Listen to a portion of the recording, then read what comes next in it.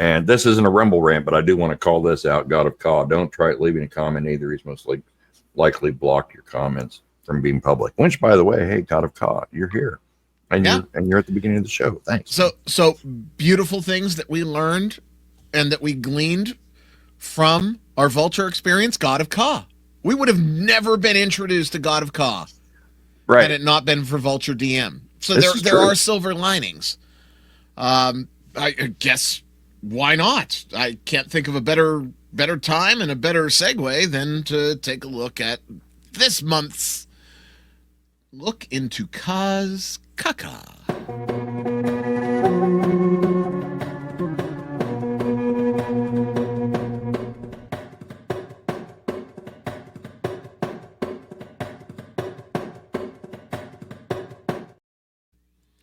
So, GodOfKa has a little chat for us, and I think this is good. It'll get us off of the Vulture train, off of the negativity, right?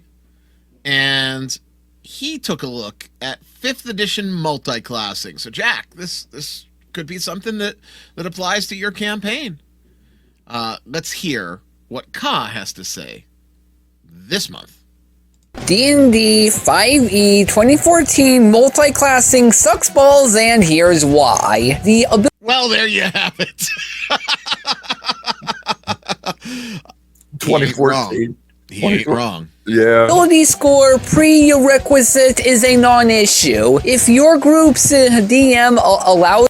Look at the vanilla of these prerequisites. He's, again... No one uses them. He's not wrong. For point buy-in character creation, you can easily get 3 13s for any class you want later on. The XP, hit points, and hit dice, and proficiency bonus tracking rules are just too much for anyone, especially for anyone with ADHD. Then there's the feature issue. Some classes share the same feature by name, which means you can't have the same feature by name twice.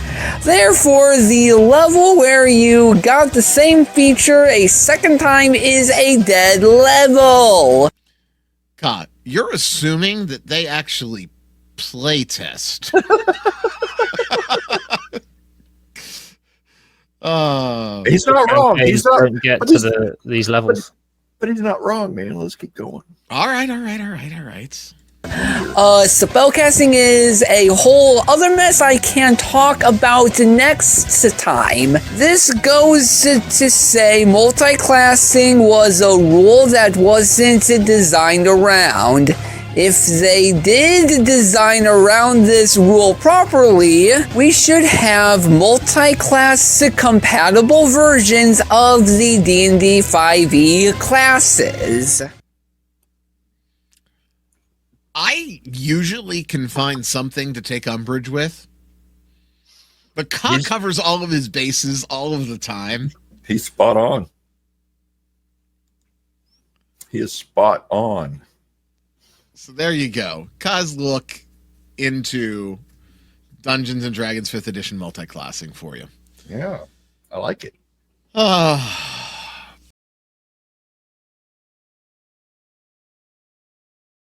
That one's going to get me in trouble, Ka. We got a couple of Rumble rants. So we do. Go ahead and read through them here while we wait for Jack to make his we'll wait for return. Jack. And I got something to tell Jack, too, from Balthazar earlier in the chat whenever he gets back. Jeff from Dinkar. And we were talking about Ka and the multi-classing. We're all over the place today, guys. It's like a Quentin Tarantino movie with the non-linear timeline. Just stay with us. The issue is not so much the multi-classing, rather that people expect they may go into any class without any reason in game. They think the DM should just allow it. Here's the real question: how do you handle multi-classing? Well, if a specific system, AD&D, has a multi-class mechanic that's set, that mechanic is set not just because Gary thought, hey, this is what we need to make as a prerequisite from a story perspective, But it's because multi-classing was designed to fill a void in AD&D, particularly if you were playing a non-human character. Okay? And if you fail to be stricter to the rules there, you are breaking some balance in your party and in your PCs that is inherent to how the game mechanics function. So the first thing I look at when I'm looking at any system that includes multi-classing is, does multi-classing have any sort of impact on the game's mechanics? Or is it just, I want to be a bop, slash, right? I want to be a fighter, cleric, magic user, thief, assassin. Right. Right. You can be faster and looser if it doesn't matter. So if you have a job-based game system, right? One of the games that I was working on that's got tabled right now had a jobs-based advancement system. So you could take a level of fighter. You could take a level of magic user, right? Yeah.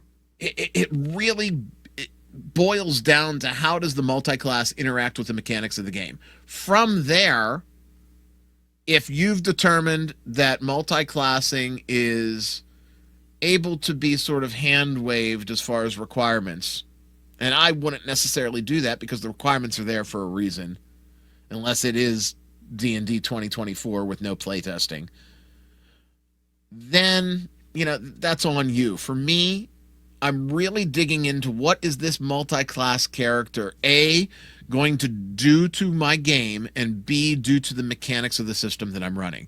And that might be a real nerdy, deep sort of perspective, instead of saying, hey, just let him play the fighter thief. No, that's a DM perspective, I think.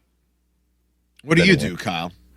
Multi-classing. I really, and I think Lord Mattius actually addressed this best with one of the comments right after. Multi-classing used to be about presenting demi-human cultural differences from humans. Now it is just about power gaming and character builds. And I think that's very, very spot on. And Sketch immediately followed with, let's ask the real question about multi-classing. Why can you multi-class any and all classes, but not multiple archetypes in a single class? For me, I really do. I think that out of all the games I've played, first edition AD&D handled it the best. Humans can't multi-class. They can dual class, which is very, very similar, but there are distinctions there. Right. And then, you got level caps and you got other things going on there. It's, anybody can be a thief to unlimited levels, but elves are limited to, I don't remember, level 8 or whatever is fighter or whatever, magic user or whatever, right? And the reason is because the elf has other mechanics that make up that gap. So in a sense, we're talking about game balance, but not balance in the idea of balancing the encounters or the monsters to the party. It's more about balancing. In essence, it's really about balancing the PCs against each other, right? Because if you've got an elf and they're 90% resistant to charm and hold person, and they can detect secret doors, and just passing within a concealed door can, they have a chance of detecting that, and they get +1 with bows and short swords, long swords. They get all these different things. Infravision, dark vision for the newer crowd. You got all these things they can do. You've got to put limits on shit. You've just got to. And in my opinion, I don't know. In the Frankenstein system I'm kind of building, it's like you can multi-class. Okay, first of all, there's four races, the four peoples of the world. There are humans, elves, dwarves, and halflings. That's it. There's no fucking gnomes. There's no fucking dragonborn. There's no tieflings. Fuck gnomes. And all All they do is try to sell you travel. I need stuff. another rum and Coke. Yell at Siobhan. She'll come down at 6 o'clock. Okay. About 8 minutes. I'll get a refill. And I don't make a distinction now between multi-classing and dual classing. Humans can multi-class as well, but there's limits to things. You know, I mean, you're not just going to multi-class and whatever. I'm not super familiar with the newer systems, but I think it's okay, but you have to limit it, because otherwise there's no incentive to play human anymore. There's no incentive to play a human in 5e. Oh, absolutely not. Because you don't everybody have else dark. is effectively a human wearing a skin suit. Yeah, right. Yeah, That's more powerful than the human. Right. I mean, you've got all these extra abilities. You got all this extra stuff. You got all these this multi-class shit. Oh, look at that! Early. She does provide good service. Tell her I'll tip her later. Just the tip, Kyle. Just the tip. Yeah, I don't know. I'm still working on it. I don't know. I mean, I don't play modern games, so I'm an old school guy, right? So I really don't have these problems because the rules are kind of already there, right, in the system.